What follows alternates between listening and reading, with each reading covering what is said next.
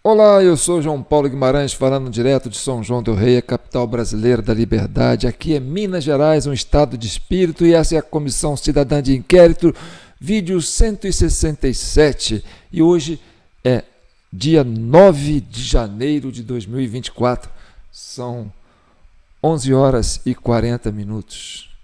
Por que eu estou gravando esse vídeo hoje, agora? Eu falei, não posso ficar sem gravar um vídeo no dia 9 de janeiro. Porque o dia 9 de janeiro é, de fato, o dia do patriota. Ah, João, mas não é o dia 8? Não. O dia 8 é o Dia Nacional da Vergonha. Mas como assim, João? Explica. O que é a diferença do dia 8 para o dia 9? Tá bom, eu vou explicar. O dia 8 foi onde aconteceu, entendeu? Aquilo que o governo quis que acontecesse. Aquilo que ele produziu para acontecer. E eles sabem disso. Então, ontem, aquela cerimônia que aconteceu em Brasília, todo mundo sabe, e eles sabem o que eles fizeram no verão passado. A Rosa Weber sabe o que ela fez. O Alexandre de Moraes sabe o que ele fez. O Flávio Dino sabe o que ele fez. Geraldo Alckmin sabe o que ele fez. O Lula sabe o que ele fez. E o povo brasileiro sabe o que eles fizeram. Porque a internet é uma coisa muito dinâmica. Quiseram fazer aqui um Capitólio Tupiniquim, mas do dia 9 de janeiro de 2023 eu gravei um vídeo falando: Brasília não é Washington DC. E o Congresso não é Capitólio. Então, é o dia da vergonha. Eles estavam ali, naquela cerimônia, defendendo a democracia, entendeu? E, no fundo, no íntimo deles, eles sabem que é o dia da vergonha. Eles vão tentar segurar essa narrativa o máximo que eles puderem, porque eles estão hoje no status quo. Mas é difícil, sabe, segurar essa casca de tartaruga, porque tem que ser muito cascudo. Eles vão ter que ser muito cascudo para segurar isso. E aqui eu queria fazer uma menção. Por que o dia 9 de janeiro é o dia do patriota? Porque os patriotas que voltaram para o QG, muitos patriotas que nem saíram do QG, entendeu? E que foram presos. Foi no dia 9 que aconteceu aquela prisão em massa de patriotas. Não foi no dia 8. Então, o dia 9 é o dia do patriota. Ponto. Essa é uma coisa. Outra coisa. Durante as comissões parlamentares de inquérito, as pessoas ainda estão assim muito machucadas, sabe? Dos dois lados. Então existe assim muita dificuldade de esvaziar o copo de água para poder renovar, para entrar coisas novas nesse copo. Você conhece aquele ditado? Aquela fala do Kung Fu? Fala, gafanhoto. Aí o mestre começa, você quer um copo d'água? Aí ele quer. Aí o gafanhoto, quer dizer, o mestre está enchendo o copo d'água, né? E o gafanhoto ali, conversando com ele, tenso, né? Aí começa a transbordar a água, mas o mestre não olha para a água. Aí o gafanhoto fala, mestre, seu copo está transbordando, a água está vazando. Aí ele parou e falou, sabe, é assim que acontece com a mente. Se você ficar com a mente cheia, nada vai entrar nela. Então, se você ficar com um copo cheio d'água, não adianta você tentar colocar água no copo, porque ele vai transbordar. É preciso esvaziar o copo para você encher o copo novamente. Então, nós provamos com a CCI, porque foram 3 comissões parlamentares de inquéritos, né? Hoje eu recebi uma mensagem de uma amiga, uma pessoa que eu estimo muito, uma menina linda, maravilhosa. E ela falou: João, que preguiça, você ainda está com essa CCI? Essa comissão de um homem só? Eu achei graça. Aí eu respondi para ela, falei: olha, aparentemente é uma comissão de um homem só. Mas nada, ninguém faz nada sozinho. Se eu não tivesse o apoio dos patriotas que leram essa chave Pix, jpnoticias@gmail.com, e carinhosamente, despretensiosamente, solidariamente, recíproco, enviaram o que eles puderam para que eu pudesse ficar aqui fazendo esse trabalho de investigação. Então, se tem alguém, e muitas pessoas, não foram poucos, não fiquei rico, viu, gente? Deu para pagar as contas. Mas se tiveram pessoas que tiveram a boa vontade de entender o processo da CCI e falar: não, esse homem é sério, a proposta dele é sério, eu vou apostar, eu vou me somar a esse projeto. Então, são pessoas da Comissão Cidadã de Inquérito.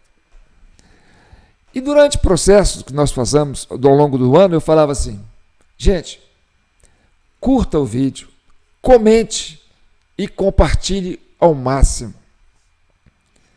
E as pessoas fizeram isso, porque nós não patrocinamos, a gente não impulsionou nenhum vídeo. Aqui não foi nada artificial, como o governo costuma fazer. Às vezes eu recebo no WhatsApp um telefonema, um número estranho, e falando assim: estamos te convidando para participar de um projeto para você ganhar R$200 por hora, R$800 por semana. Tudo que você precisa fazer é curtir a página tal e compartilhar e papai seguir, papai tal.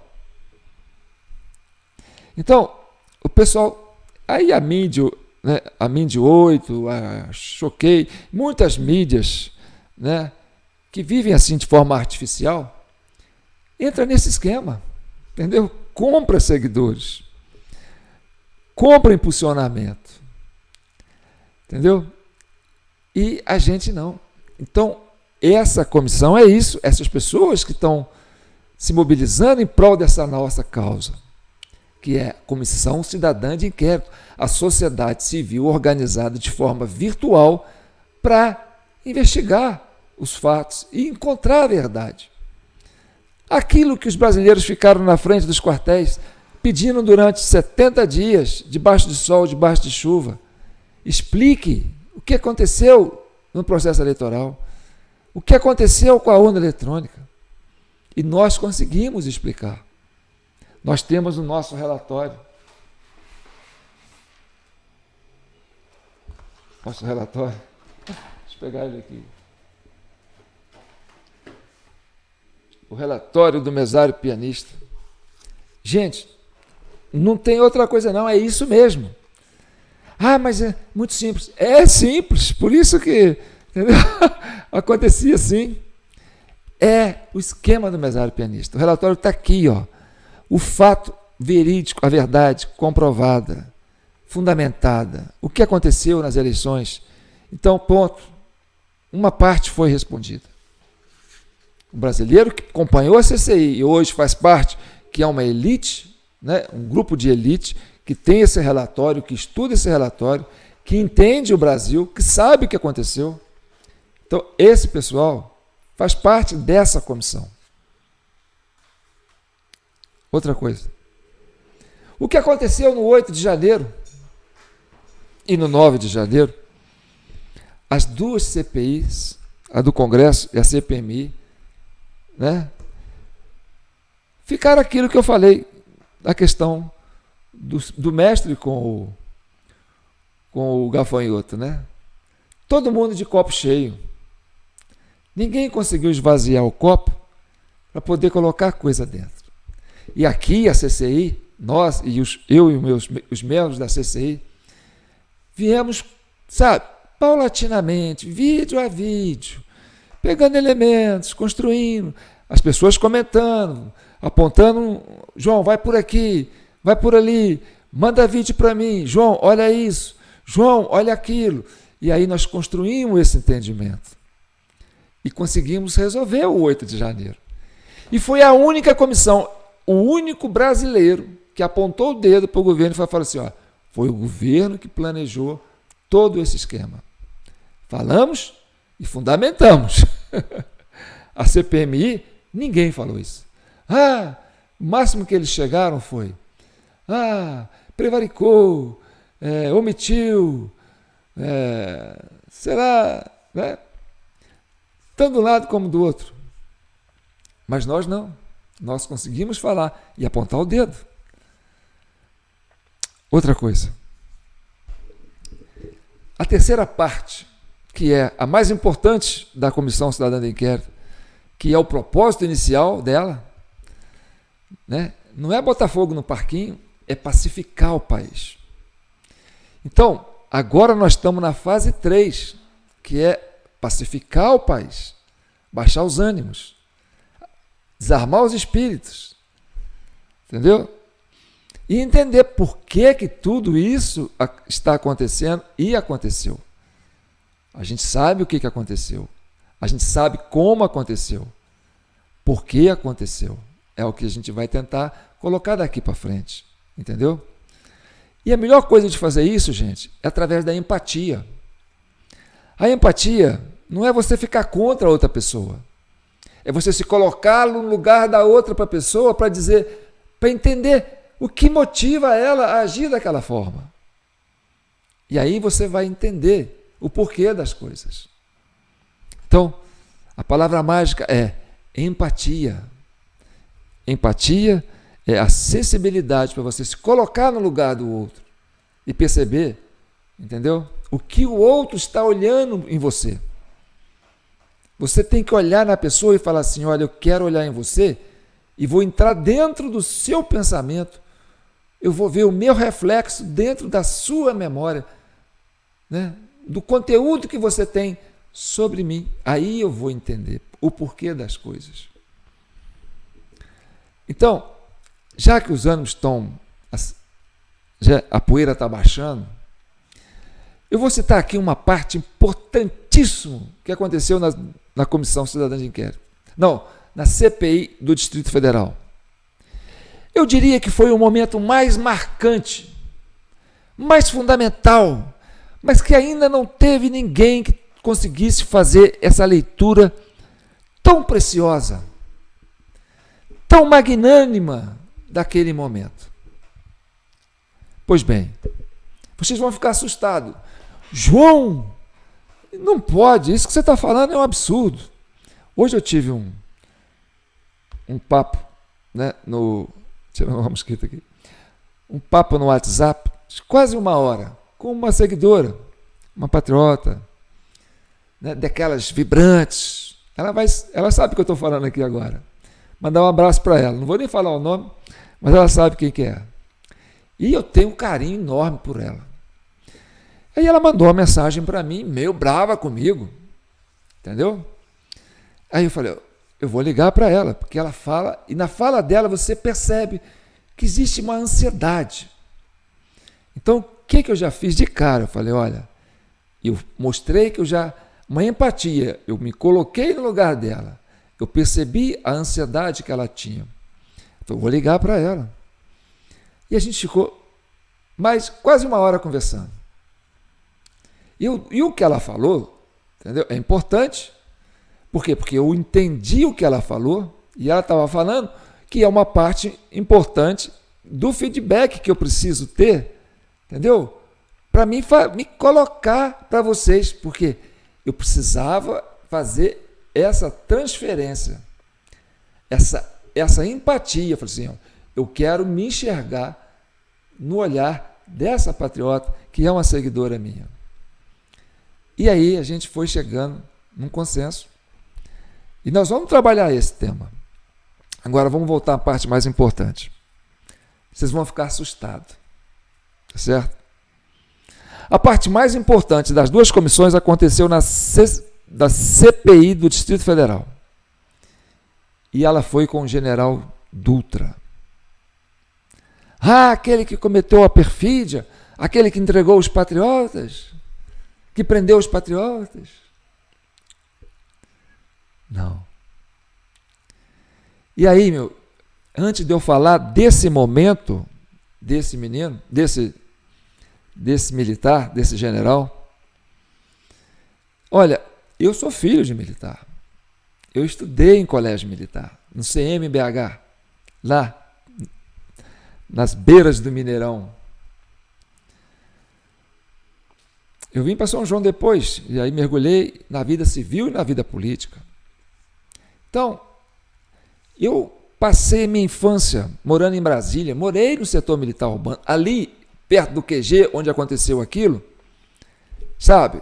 As minhas raízes estão ali. Então, eu mostrei, falei, eu estou vendo os infiltrados ali, porque eu conheço esse chão. Eu já brinquei nesse lugar. Então, para mim era um terreno comum. E eu cresci subindo em cima de tanque, em cima de canhão, vendo aqueles Landau, aqueles Cinca, aqueles carro preto passando, aqueles general cheio de moral. Na época eu tinha 70, década de 60 para 70. Eu era guri, né? O governo era militar. Eu vivi isso. E olha, eu digo para você, não é culpa do Exército, não é culpa das Forças Armadas.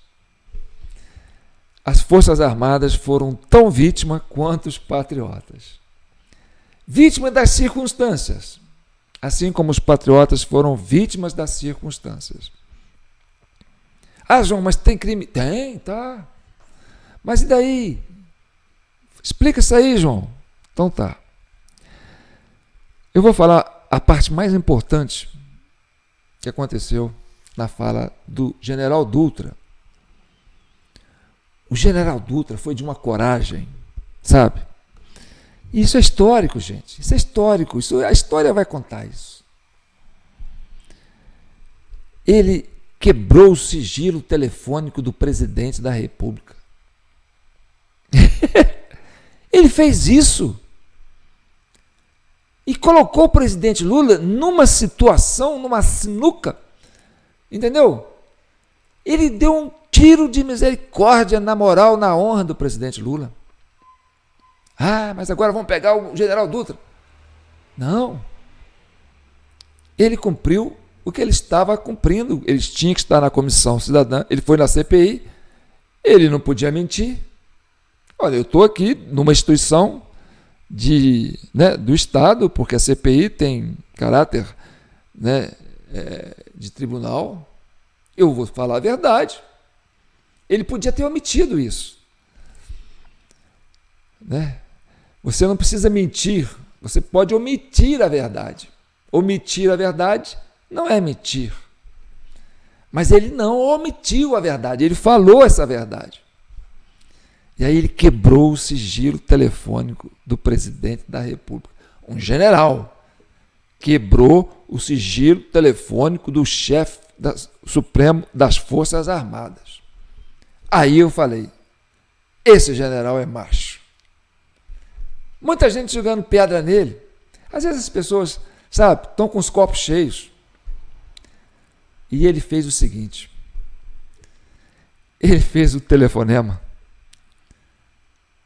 E ele colocou a narrativa do diálogo que ele teve com o presidente Lula. O presidente Lula falando para ele: general, são todos criminosos. Tem que ser preso. E o general, falando com o chefe maior o chefe supremo das Forças Armadas, como não obedecer à ordem de um presidente eleito?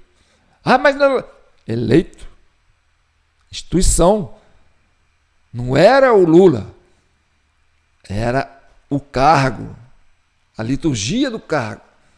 Era o presidente da nação brasileira.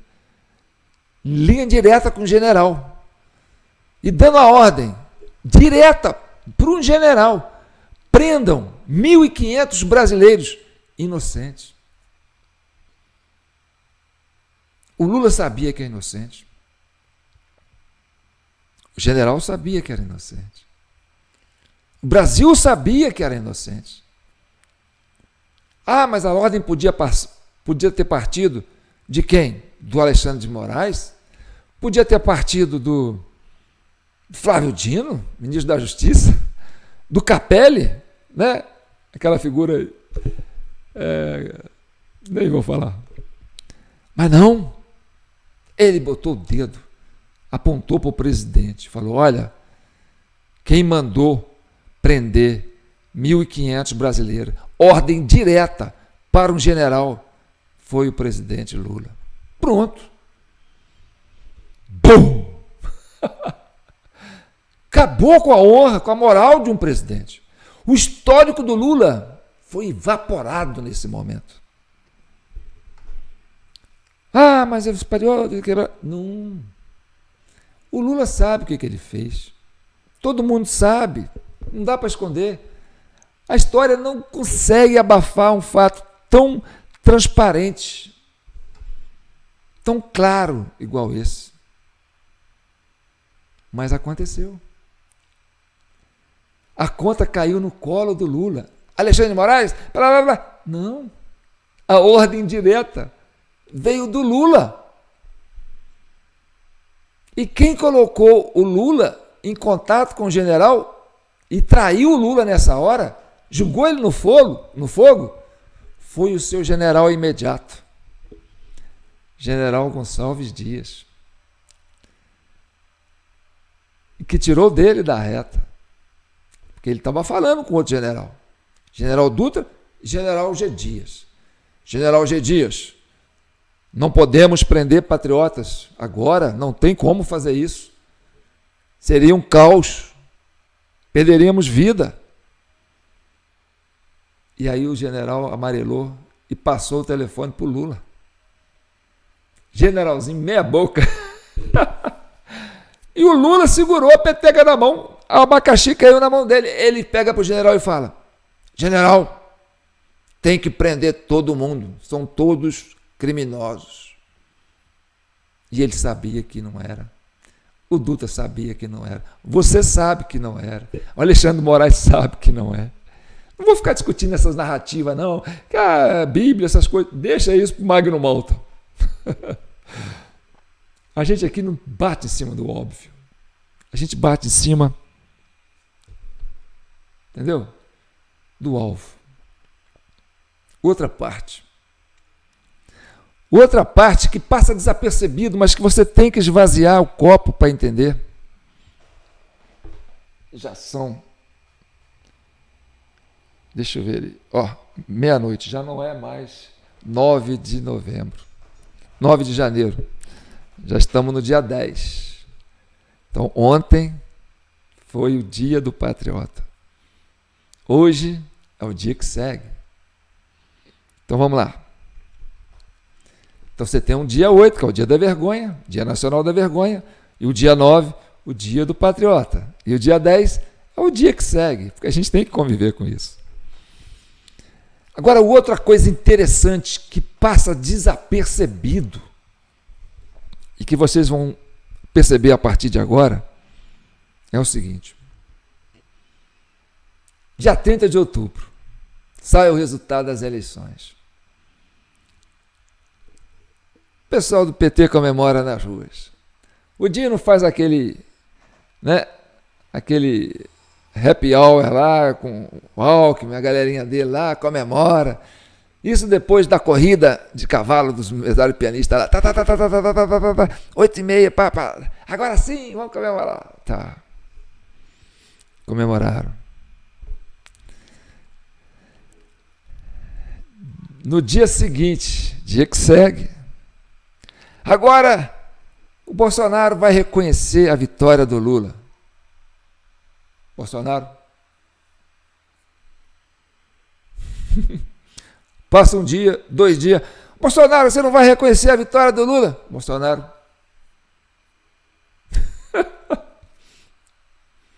2, 3 dias. Mas, pô, o Bolsonaro não vai reconhecer a vitória do Lula? É preciso reconhecer. Todo mundo reconhece.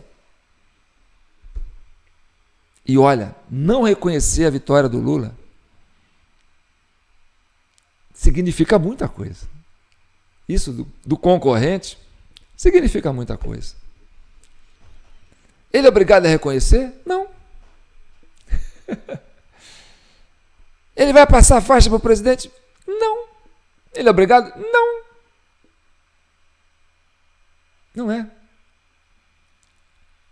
Ou seja, a festa ficou incompleta. Por quê? Porque o Bolsonaro, o concorrente, não reconheceu a vitória do Lula. Por que ele não reconheceu? Porque ele entendeu que o jogo democrático não foi legítimo. Não só ele. Os brasileiros perceberam isso. Tanto aqueles que queriam ganhar do Bolsonaro, como aqueles que queriam defender o Bolsonaro, perceberam que o jogo foi ilegítimo. Que o juiz botou a bola debaixo do braço e falou: eu vou decidir a partida do meu jeito. Mas tudo bem. O Bolsonaro falou: vocês querem tanto isso? Pega, leva para vocês. Mas você não vai reconhecer? Não. Vocês ficam com mérito. Vocês mereceram isso. Vocês fizeram por onde merecer. Fizeram tudo para merecer. Vocês ficam com mérito e eu fico com a honra. Entendeu? Vocês ficam com mérito e eu fico com a honra. Aí a posse do Lula foi aquilo que vocês viram. A subida da rampa numa desonra. E viver na desonra é triste. A desonra corrói, porque o poder, quem busca o poder, não é o poder apenas da autoridade.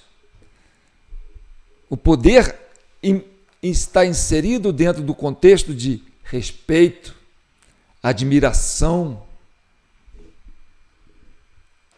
mérito, meritocracia, honra. Então, quando você ganha uma medalha, vem lá escrito: honra ao mérito. Se você ganhou honestamente, você tem o mérito e tem a honra. Mas se você trapaceou para ganhar, você leva o mérito, mas não leva a honra. Vai com a desonra. É um troféu que não tem valor. Então, é uma faixa que não tem valor. Ah, mas eu sou o presidente. E você é por quê? Porque você vai ter que impor autoridade, você vai ter que impor medo, não respeito. E isso é triste. Tem que viver impondo medo. Ou você vai me obedecer por medo? Porque eu não tenho honra para fazer com que você me admire e me respeite. Isso é triste. Então, Bolsonaro sai na rua, todo mundo, o Lula sai na rua, aquele negócio.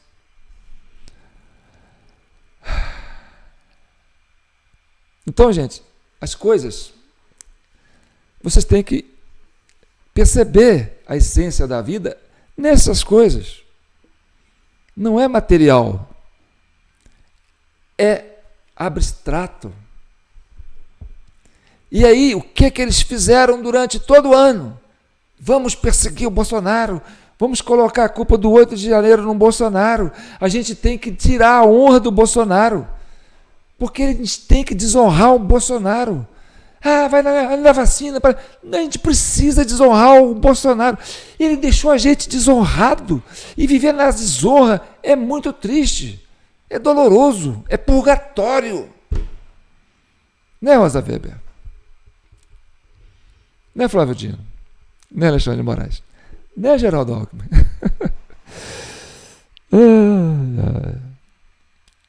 Né, Barroso? Então tá. Era isso que eu queria falar para vocês. Entendeu? Nós vamos pacificar esse país. A gente vai saber fazer isso. Essa é a próxima etapa da Comissão Cidadã de Inquérito. Desarmar os espíritos. Sabe?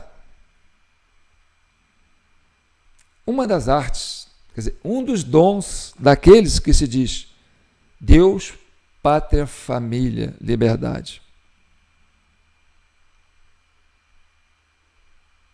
Deus. Quem é religioso vai saber o que eu estou falando agora. Deus é o dom de perdoar. O que vai te libertar é o perdão, não é o rancor, não é o ódio.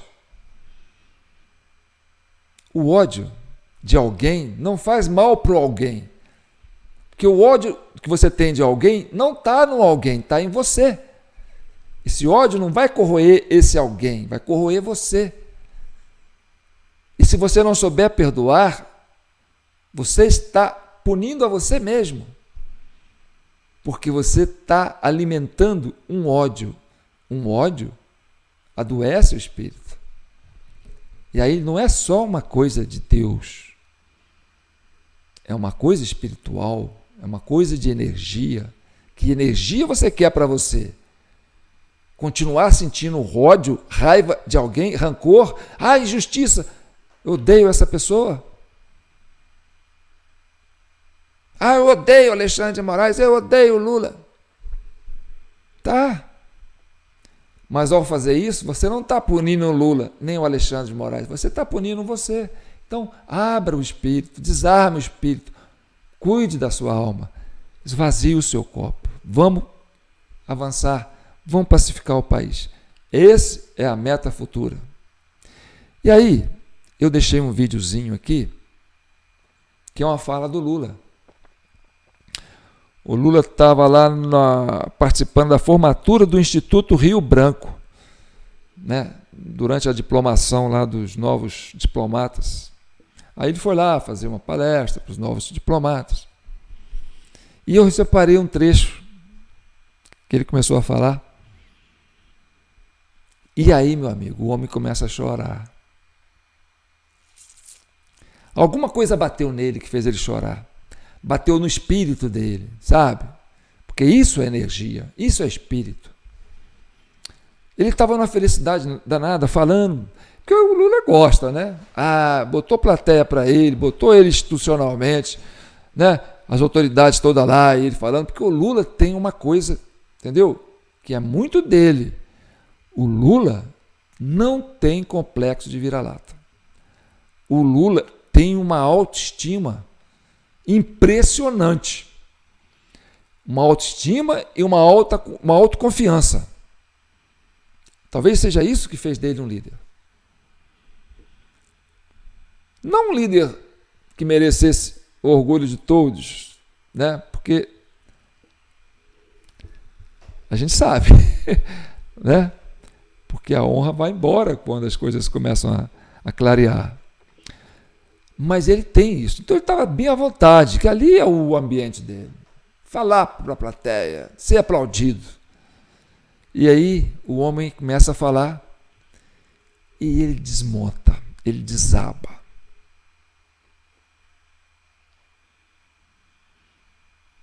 É a estrutura do homem.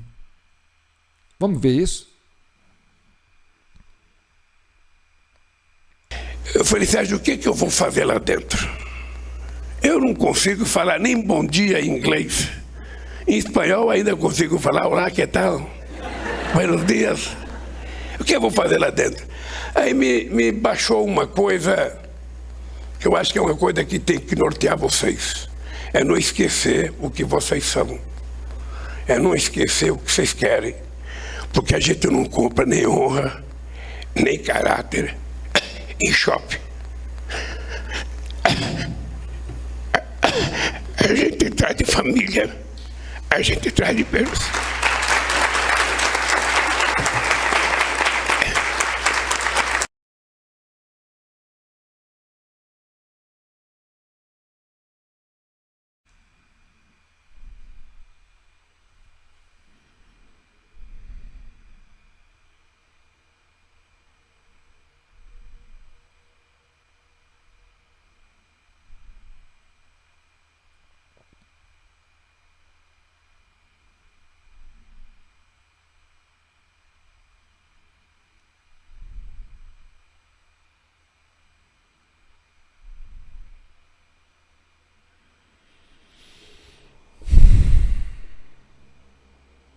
Pois é.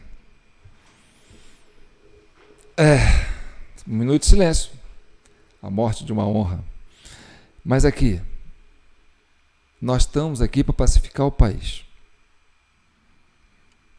E tem uma coisa que a gente precisa mostrar toda vez que a gente fala com um brasileiro, né?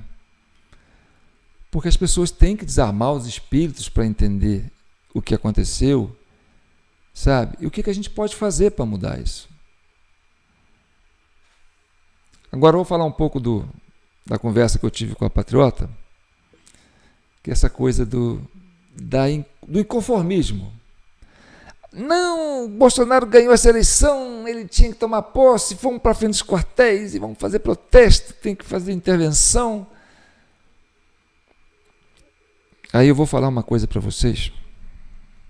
Eu estou falando direto de São João del Rei, capital brasileira da liberdade, terra de Tiradentes, terra de Tancredo, avô de Aécio Neves. Aécio Neves viveu aquele drama da morte do avô. O avô ia ser presidente. Ele era um guri. Assim, boizão. Tinha muita... A turma dele aqui conta as travessuras dele. Como qualquer outro garoto dos anos 70, dos anos 80. Puxava os baseadinhos dele. Entendeu? Aprontava as dele.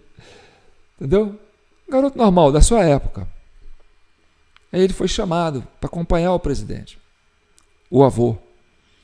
E ele mergulhou naquele universo do poder. O Tancredo, na época, era a expressão máxima do conceito de democracia. Eleições diretas. Vamos colocar o Tancredo, porque o Tancredo vai ser o homem que vai unir o Brasil em cima de um projeto que vai trazer a eleição direta. Porque o Tancredo não foi eleito por eleição direta. Ele foi eleito pelo colégio eleitoral, né? Mas ele foi eleito para poder trazer o projeto das diretas já, sucessivamente. Ele ia fazer a transição desse projeto. Então o Brasil estava naquela expectativa enorme de voltar para um governo civil. E esse menino, Aécio, colou no pé do avô e foi viajar com ele e viver aquilo. Certo? Aí o homem adoece e morre antes de tomar posse. E aí o sonho de boa parte, né, dos brasileiros que queriam aquilo, tiveram que administrar o Sarney, né, que era um remanescente da base do governo militar, que não tinha aquele prestígio com essa esquerda que estava vindo, então ele teve que administrar um abacaxi violento. E aí o Brasil passou por um momento de muita turbulência. Inflação a 2.000 por hora. Ah, caramba, se eu tivesse com a minha carteira aqui, eu ia mostrar um negócio para vocês. Uma nota eu ando com 2 notas de 100 cruzeiros. Mas antes era 100 mil cruzeiros. É 100 mil cruzeiros. 000.000.1. Não, né? 000.00. 100 mil cruzeiros. E aí tiraram 3 zeros dos 100 mil cruzeiros para virar 100 cruzeiros. Uma inflação de 1000% corroeu o dinheiro naquela época. Entendeu? E aí quem resolveu essa parada aí foi o Itamar Franco, foi um mineiro, né? Que depois que entrou o Collor, ele criou o Plano Real e tal, e o Fernando Henrique pegou carona nisso. Mas enfim. E aí esse menino, Aécio, começou como o mais votado para Constituinte, né? O jovem mais votado, PMDB jovem e tal, foi lá participar da Constituinte, deputado federal, mandato 2, depois virou presidente da Câmara dos Deputados, depois virou governador de Minas, não, depois virou senador, não, governador de Minas, né? Foi 2 anos de governador, 2 mandatos de governador, né? Não, ele foi senador, né? Senador, depois 2 governador, depois 2 mandatos de governador. Então, o homem veio seguindo uma carreira e saiu candidato a presidente. E muitas dessas pessoas que estavam na frente dos quartéis votaram no Aécio. E o Aécio sabia que tinha ganho aquela eleição da Dilma. Ele tinha certeza. Mas, da mesma forma que o Bolsonaro tinha certeza, entendeu? O Aécio tentou aprovar, entrou pedindo recontagem de votos, tentou pedindo auditoria e não conseguiu. E aí ele reconheceu a vitória da Dilma. Para ele foi difícil reconhecer, sabe? Porque ele sabia que ele tinha ganho. O que ele teve? Ele teve que engolir isso. E aí, passou um tempo, ele assumiu o Senado, fez aquele discurso duro, falou, olha, vai ser uma oposição ferrenha, nós vamos para cima, com tudo. A Lava Jato veio por causa disso.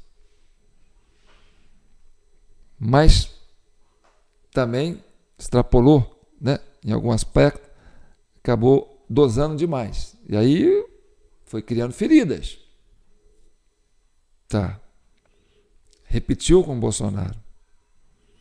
Então, na época o PSDB não pensou, vamos para frente dos quartéis. Não, porque vamos resolver isso dentro do plano democrático, dentro das instituições. Aí pegou a Polícia Federal, criou, né, a Operação Lava Jato, foi para cima dos caras. Aquilo que eu te falei, né? Cirurgicamente, pai e tal. Aí o PT foi para cima, foi aquela coisa toda, né? O caos começou a se estabelecer. E a resposta estava toda aqui, ó. Estava nisso aqui, ó. Aliás, quem quiser receber o Mesário Pianista, o nosso relatório, é só mandar uma chave Pix, mandar R$20 para jpnoticias@gmail.com, manda um Pix, pega esse Pix e manda para o nosso telefone, para o nosso WhatsApp, 99961 8000, 99961 8000, e você vai receber esse relatório. Então a gente está trazendo isso para vocês, certo? A gente quer pacificar o país, né? Vou terminar já, porque já está 43 minutos, é muita abobrinha. Pô, João, você fala pra caramba. Alguns gostam, outros nem tanto. Você tem que ser mais objetivo, fala menos. Então tá, eu vou terminar dividindo um pouco, né, do ônus do Lula com mais 4 ministros do STF. Porque ninguém faz nada sozinho, né, Lula? Não é, Alexandre de Moraes? Você está aí com bucha de canhão, você está aí levando porrada, você está segurando a batata quente, o abacaxi. Mas você está fazendo isso porque tem uma turma de ministros aí de toga, quieto, escondido, sabe? Te dando guarida. Então, entre os 11 ministros, né, tem uma turminha ali, né, no meio desses 11, tá certo? Que é menos honrado que você, porque eles são covardes. Eles não põem a cara. Eles deixam você segurar a batata quente. É você que está levando as porradas. Então vamos terminar com o que a gente fala, a questão do mesário pianista. Olá, você sabia que no dia 30 de outubro, no segundo turno das eleições do ano passado, aconteceram mais de 4 milhões de votos após o horário eleitoral, acredita?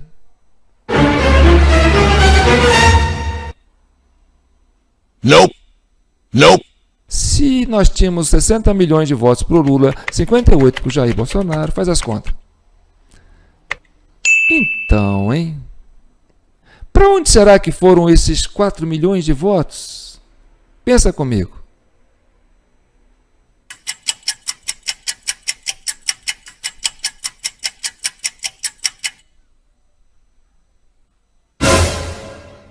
Gilmar Mendes, ministro do STF, o mais veterano, e explica esse negócio aí. Como é que vocês entendem que isso exista?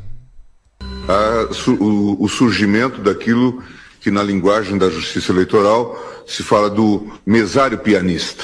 Como é que você descobriu esse negócio do mesário pianista, Gilmar Mendes? Fala aí para a nossa audiência. Esse mesmo eleitor que justificou a ausência tinha votado. Agora, Flávio Dino, você que está começando aí no STF, explica para a gente, é possível acontecer mais de 4 milhões de votos depois que encerra as votações, que fecha a zona eleitoral? O que acontece hoje? Das 5 horas da tarde, o mesário verifica lá em consórcio com os fiscais, verifica os eleitores que não compareceram, porque não foram, porque morreram, porque viajaram, com o número do título ele libera a urna eletrônica e vota quantas vezes ele quiser. Alexandre de Moraes, o que você tem para falar sobre isso? Só que isso não é problema da urna eletrônica, isso é problema da pessoa. Ah, entendi. Então o problema é da pessoa. Mas será possível que a gente pode auditar esse sistema eleitoral e descobrir para onde foram esses 4 milhões de votos que aconteceram após o fechamento das sessões eleitorais? Vamos consultar então o presidente do STF, Luiz Roberto Barroso. A urna possui um arquivo que é chamado de log da urna. Ele é igual à caixa preta de um avião, ou seja, registra todas as operações realizadas na urna. Horário em que foi ligada, horário em que o primeiro eleitor foi habilitado e assim sucessivamente até o momento em que ela for desligada. O log de cada urna é fornecido aos partidos políticos caso solicitem. E eles, de fato, acham coisas interessantes, porque agora tem transparência, que foi o avanço do TSE, o log está publicado, qualquer pessoa vai lá, baixa o log. Ô Barroso, é possível a gente auditar a urna eletrônica? Fala pra gente. O sistema é totalmente transparente e auditável do primeiro ao último momento. Ou seja, qualquer pessoa pode conferir tudo o que foi feito. Conseguimos concluir esta semana o relatório da Comissão Cidadã de Inquérito sobre a questão do mesário pianista. Então você passa o olho rapidinho para você ver.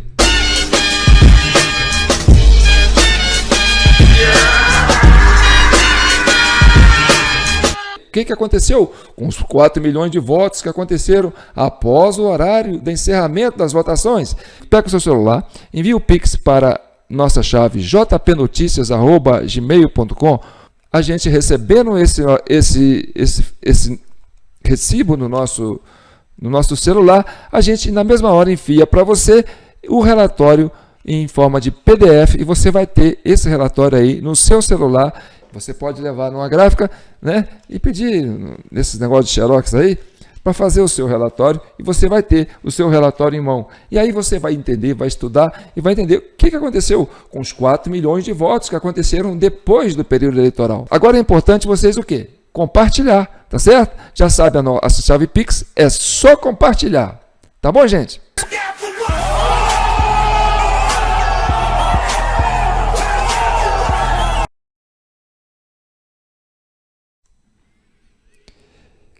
Então, gente, achar a verdade foi fácil.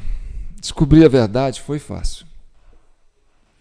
Agora, pacificar o país, que é a missão da Comissão Cidadã de Inquérito, essa foi a proposta desde o início, né? Investigar o fato do 8 de janeiro, do 30 de outubro, para quê? Para pacificar o país. Então, agora a gente tem que entrar na parte de pacificar o país. E essa talvez seja a parte mais difícil. E aí eu falo para vocês, sabe? Nós temos que desarmar os espíritos. Aí você pensa no que eu falei do mestre com o gafanhoto. O mestre enchendo o copo transbordando. Aí o gafanhoto fala, mestre, está derramando a água do copo. Aí o mestre fala, Você tem que esvaziar a sua mente se você quiser aprender algo novo. Se você quiser enxergar algo novo. Se você tiver com a mente cheia, se você tiver com rancor, com ódio, entendeu? Com sentimentos que não vão te ajudar a enxergar, você vai estar transbordando. Eu vou ficar lá falando para você, você não vai ouvir.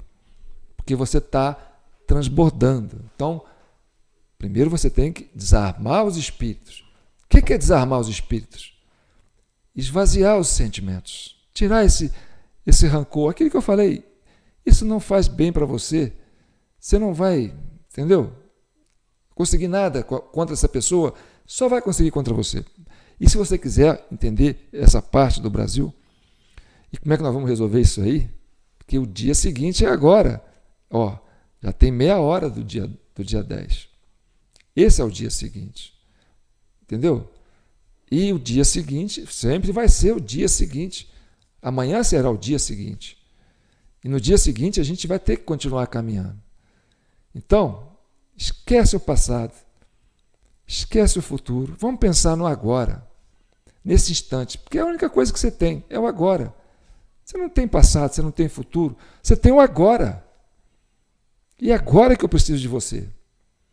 Então, se você quiser continuar contribuindo com jpnoticias@gmail.com, qualquer valor, tá, viu, gente?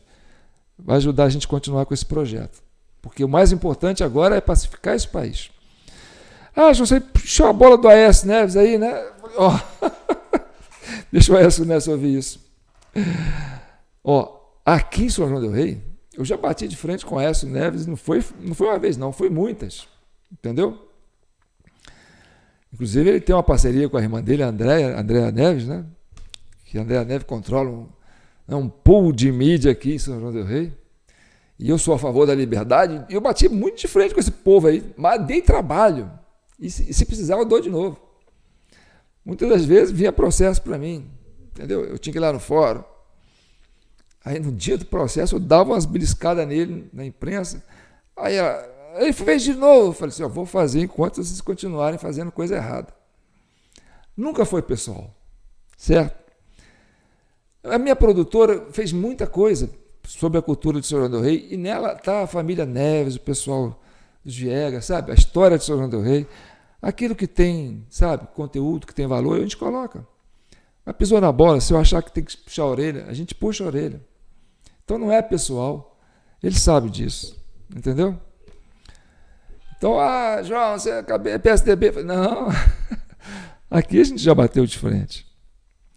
Mas pensa nisso, sabe? Pensa na carreira que esse menino construiu, o neto do Tancredo, até chegar a governador e depois sair candidato a presidente, ganhar as eleições, ter que engolir esse resultado.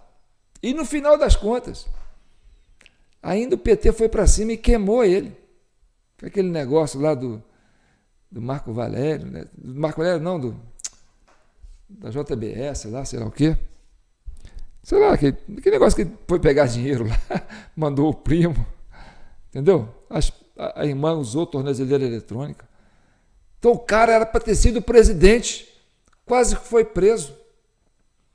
A irmã foi presa.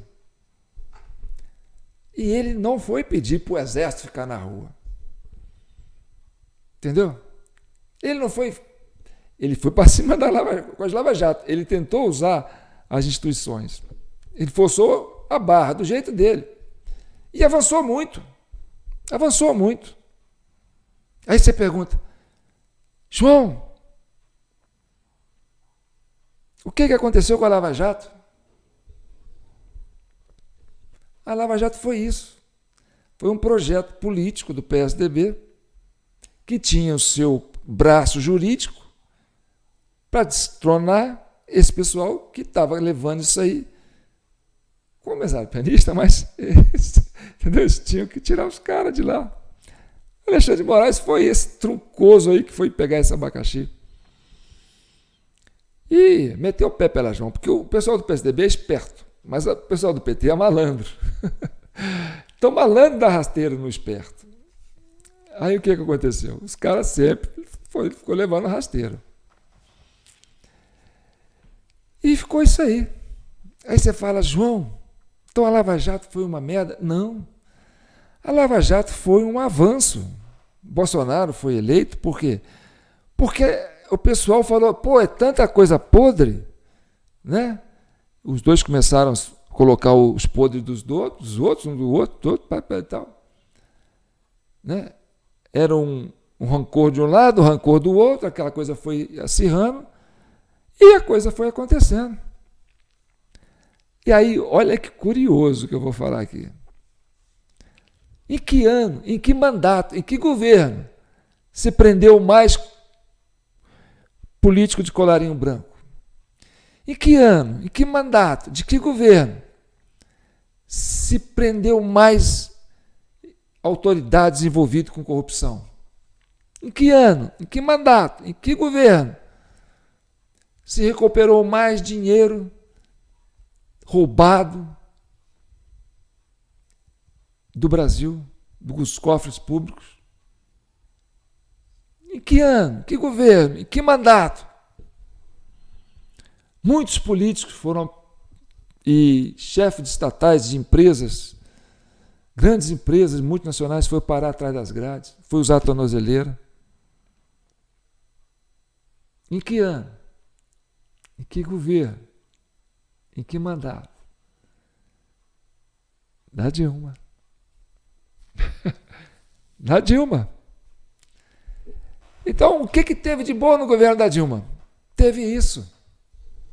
Teve outras coisas, mas teve isso. E era um governo de uma mulher. Ah, você está levantando a bola da Dilma aí, João? Calma. Aquilo que eu te falei. Baixa os espíritos. Cria empatia. Empatia se coloca no lugar do outro. Uma mulher no meio de um covil de lobos. Está entendendo? Caçaram ela. E caçaram ela, sabe por quê? Para estancar a sangria. Porque a Dilma falou, tá pegando o pessoal do PT? Que pegue, mas pegue também do PSDB, do PMDB, do PDP, do PP, e vai, faz a limpeza. Aí o pessoal falou, opa, essa mulher aí é jogo duro, vamos tirar ela daí e estancar a sangria. Tirou a Dilma e a Lava Jato acabou. A Dilma saiu para candidata no Senado, concorrendo aqui por Minas. PT vai lá concorrer para Minas. E quem que tirou a vaga da Dilma? O Pachequinho, gente. Sim, o Pachequinho tirou a vaga da Dilma. Aí o PT volta no terceiro mandato, e aí a Dilma vai ser um ministério, vai ser alguma coisa no governo Lula? Não. E aí, o que a gente faz com a Dilma? Esse elefante branco. Não assim, pessoa física, né? A presença de uma ex-presidente, 3 mandatos. O Lula ganhou e ela não vai participar do governo? Não. Manda ela lá para longe, lá para longe. Então, meu amigo, a história do Brasil não será sempre a história contada pelos vencedores, mas a história vai se fazer presente de uma certa forma. Então nós temos o Dia da Vergonha, 8 de janeiro, o Dia do Patriota, dia 9 de janeiro. Tá bom? Então tá bom. Tá aí. Quem quiser o relatório já sabe como é que faz, né? R$20, jpnoticias@gmail.com, manda o Pix, depois manda o recibo para o meu WhatsApp, 32999618000. Aí a gente pega, envia para você no seu WhatsApp o PDF com o relatório da Comissão Cidadã de Inquérito, e você vai fazer parte de uma elite que tem a verdade nas próprias mãos, tá certo? Mas saiba que isso aí não é para você pôr fogo no parquinho, é para você entender o Brasil e fazer parte, entendeu? Desta tábula redonda que tem a missão de pacificar essa nação. Então fique com Deus e que o manto de Nossa Senhora abençoe e cubram e protejam a família de todos vocês. Um abraço. 1 hora de live, hein?